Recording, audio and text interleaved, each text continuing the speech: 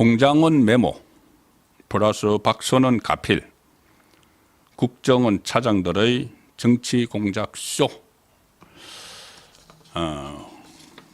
홍장원 국정원 1차장 계속 이 메모라는 거 지금 4가지 뭐 버전이 있다고 하는데 정말 이상하죠.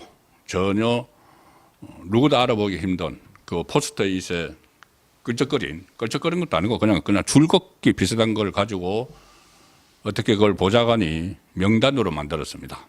그래서 체포 대상 명단 이렇게 해서 홍장원이 그것을 검찰에 제출을 하고 또 박선원에게 주고 언론에 공개를 하고 그랬죠.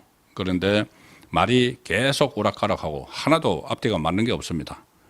어떻게 그 암호문 같은, 암호문도 아니고 그냥 이렇게 줄 거는 걸 가지고 명단이라고 만들었는지, 그리고 그것이 체포 대상 명단이 아니라 실제로는 동향 파악 대상 명단.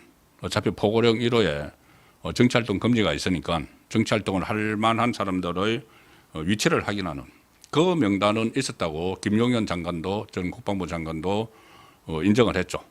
자, 그리고 윤석열 대통령은 모르는 거다. 그렇게 했는데 이게 그 홍장원을 싹 다 잡아들으라고 윤석열 대통령의 말을 들었다. 이것부터 내란 프레임의 그 어떤 기둥이 됐습니다. 그 말하고 각종건이 이야기한 국회의원 끌어내 이 두 가지 말이 이 내란 프레임을 설치를 하는데 기둥이 됐는데 둘 다 지금 무너지고 있는 상황이죠. 자, 그래서 사실 현재가 변론을 다시 시작을 해야 됩니다. 이 정도 되면은 그 핵심적인 두 가지가 다 흔들리고 있고, 그러면 이 각종건과 각종건의 예하부대 707 단장 김현태 대령 간의 대질 신문을 해야 되는 거죠. 그래야지 국민들이 알게 되는 거죠. 국민이 납득을 할 수 있는 방향으로 헌재를 이끌어야 되는데 문영배가 지금 독단적으로 해서 지금 오늘 완전히 종결을 하려고 하고 있습니다. 선고 날짜만 놓고 종결을 하려고 해서 더욱더 관심을 모으는 것이 윤석열 대통령이 잠시 후에 어떤 발언을 할지 그 부분이죠. 자, 그 부분이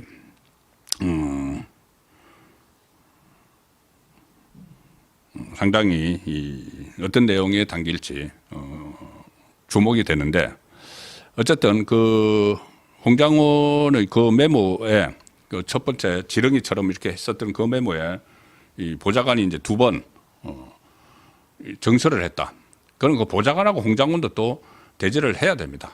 대질을 해야 되고, 그리고 홍장원과 박선원도 대질을 해야 되죠. 그렇게 되면은.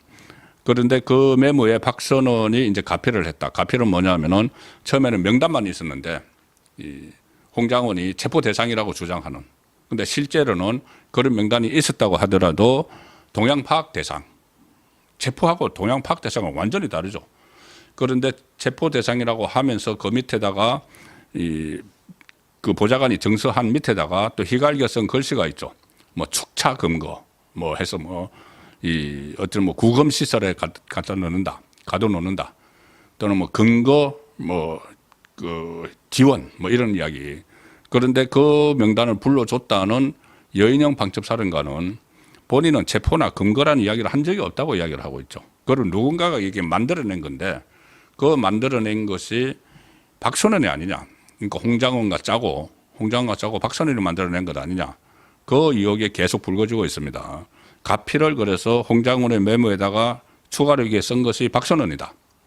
두 사람은 둘 다 국정원 1차장 출신이죠. 홍장원은 국정원에서 잔뼈가 굵었고, 박선원은 조금 전에 제가 설명을 드렸다시피 문재인 정부 때 갑자기 기조실장으로 들어갔고 1차장을 했고, 그때 이제 같이 근무를 했죠. 그래서 2명의 국정원 1차장 출신이 메모 공작을 했다. 그래서 내란 프레임을 짜는데 하나의 틀을 제공했다. 그런 의심이 있죠. 자, 그 상황에서 그런 가필을 한 필적이 누구 거냐. 자, 그런데 그런 의혹이 제기가 됐습니다. 그 전에 이 박선원이 뭐 조금 전에 말씀드렸다시피 뭐 트럼프를 노벨 평화상 후보로 추천한다. 뭐 이렇게 하면서 뭐 썼던 글씨체 이런 것들을 비교를 해보니까는 이거 박선원의 글씨체와 비슷하다. 만약에 박선원의 글씨체 박선원이 쓴 거면은 이건 그냥 말 그대로 공작이죠. 공작. 국정원에서 이렇게 받아 쓴 거를 민주당 야당 의원이 거기다가 무슨 뭐 금거, 뭐 구검 이렇게 해서 마치 기정사실로 그걸 여인영 방첩사령관이 이야기한 것처럼 했으면은 이것은 엄청난 일이죠. 공작에 거치지 않고 이거는 뭐 국기문란입니다. 이래가지고 현직 대통령을 지금 탄핵을 한다고 하고 있으니까는. 자, 그런데 그 필적 감정을 미디어워치에서 했습니다. 미디어워치에서 필적 감정을 했는데 그 필적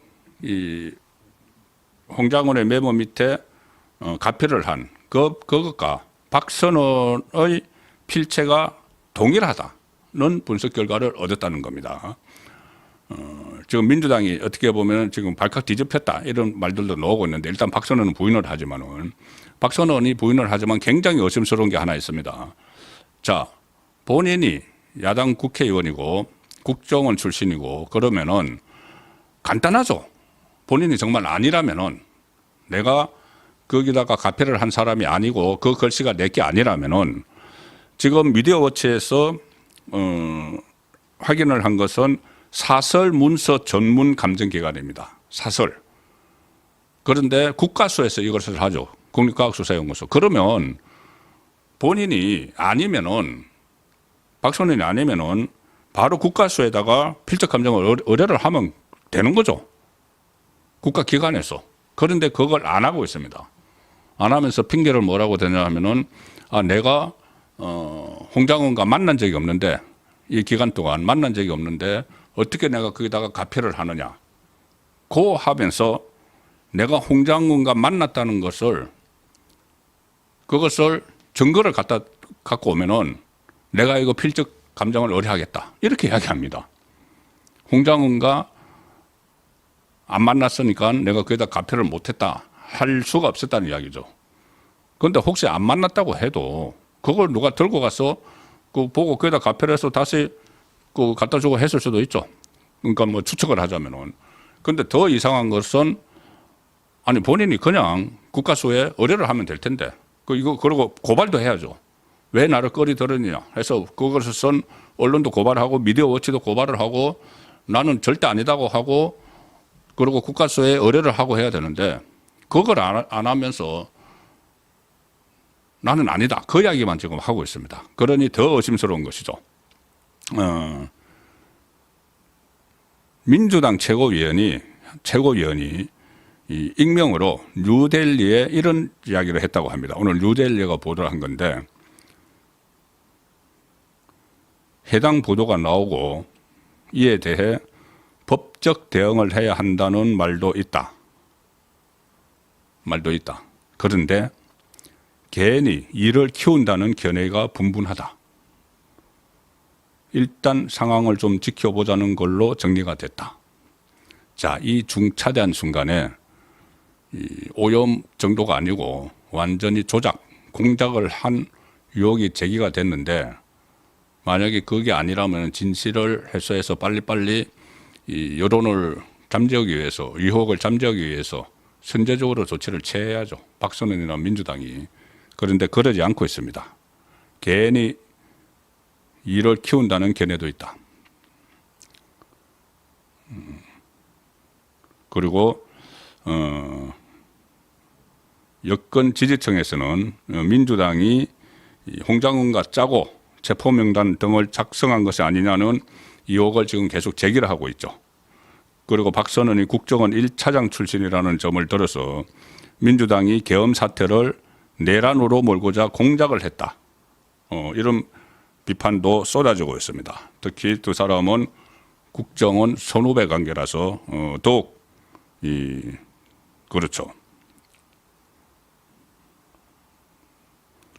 지금 헌재에서는 여전히 최종 변론, 윤석열 대통령 변호인단의 최종 변론이 벌어지고 있습니다. 윤석열 대통령 쪽에서는 야당 폭거에 맞선 불가피한 선택이었다. 비상계엄령이. 그래서 야당이 초래한 국가 비상사태다. 이렇게 이야기를 하고 있는 상황이고, 이것이 끝나면 정청래가 진술을 하고 윤석열 대통령이 진술을 하는데, 제가 지금 파악하기로는 윤석열 대통령에게 이 시간을 무한정으로 준다. 그렇게 했는데 무한정으로 쓰지는 않고 6필로 지금 원고를 서울구치소에서 작성을 하고 했죠.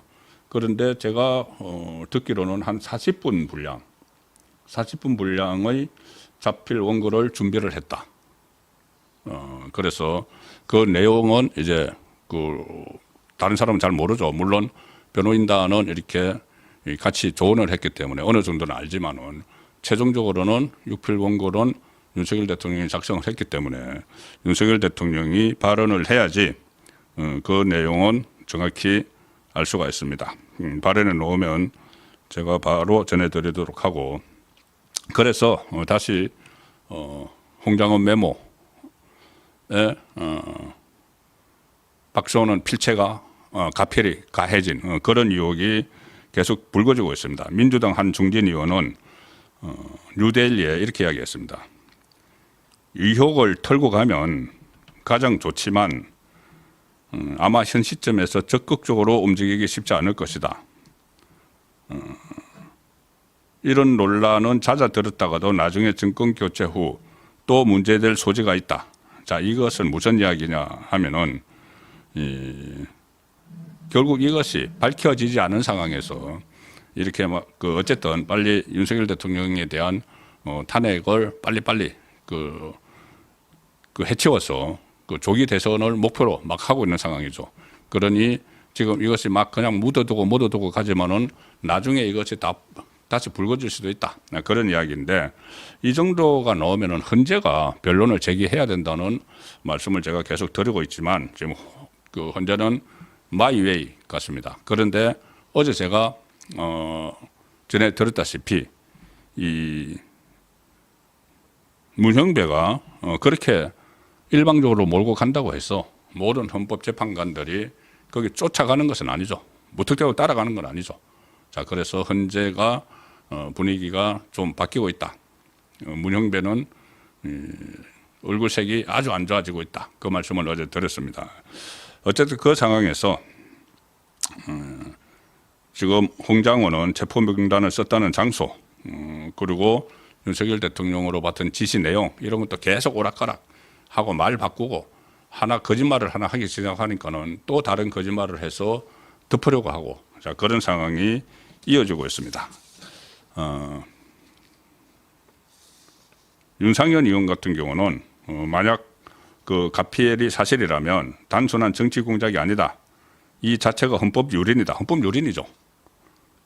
국민이 선택한 대통령을 탄핵시키려고 하는 내란 행위다. 이건 내란 행위입니다. 이 정도 되면은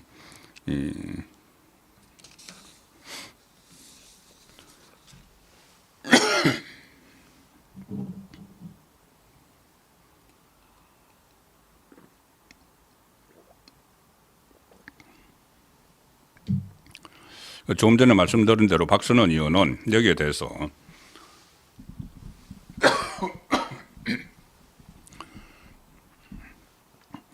오늘 국정조사 특위에 나갔습니다. 거기서 조금 전에 말씀드린 그 이야기를 합니다. 뭐냐면은 이 홍장원과 만난 적도 없고 통화도 한 적이 없다. 이 국민의힘 물타기 공작이 가련하고 처절하다. 그러면서 뭐라고 하냐면은 홍장원과 자신이 만난 시간과 장소를 특정을 해주면은 공개 필적 감정을 받겠다. 이렇게 이야기를 합니다.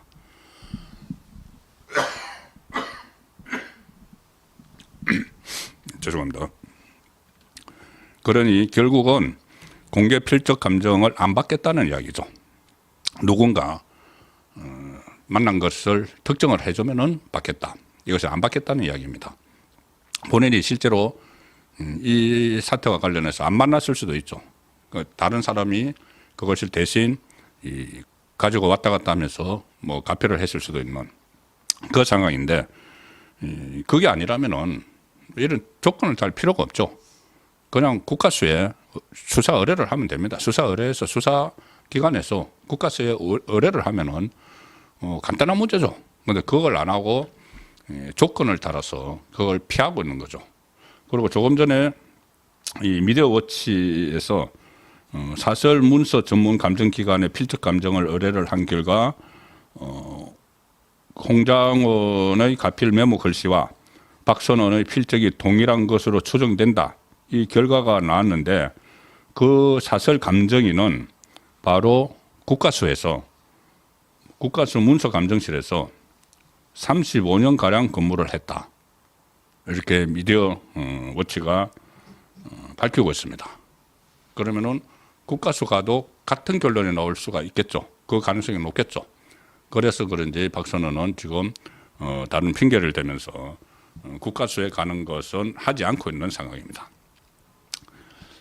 그러니까 이게 참 어처구니 없는 이야기죠. 억울하면은 필적 감정을 받아서 해소를 해버리면은 다 끝나는 일인데 이게 갑자기 왜 둘이 만나지 않았다. 만나지 않았으니 내가 가필을 안 했다. 내가 만났다는 사실을 증명을 해봐라. 그러면은 국가수에 의뢰하겠다. 이거 전형적인 이 국정원 국정원 사람들이 그렇게 한다는 것이 아니고 이 전형적인 일종의 공작을 할 때 뭐가 들키면은 이런 식으로 계속 또 다른 말로 막 덮으려고 하죠. 홍장원 쪽에서 봐왔지 않습니까? 홍장원은 지금 본인이 어차피 이재명 대표에게 줄을 섰고 줄을 서려고 하다가 그 해직을 당했죠. 잘렸죠. 잘리고 나서 지금 이런 식으로 하나의 그 탄핵 몰이에 지금 동원이 돼서 거짓말도 하고 하는 것 아닌가 싶은데 거기에 민주당 의원이 같이 가세를 했다고 가정을 하면은 이것은 엄청난 일이 되는 겁니다. 그래서 이 부분도 다 밝혀내야 되는데 이걸 헌재가 서둘러서 종료를 시키려고 오늘 마지막 그 변론을 지금 하고 있는 상황입니다.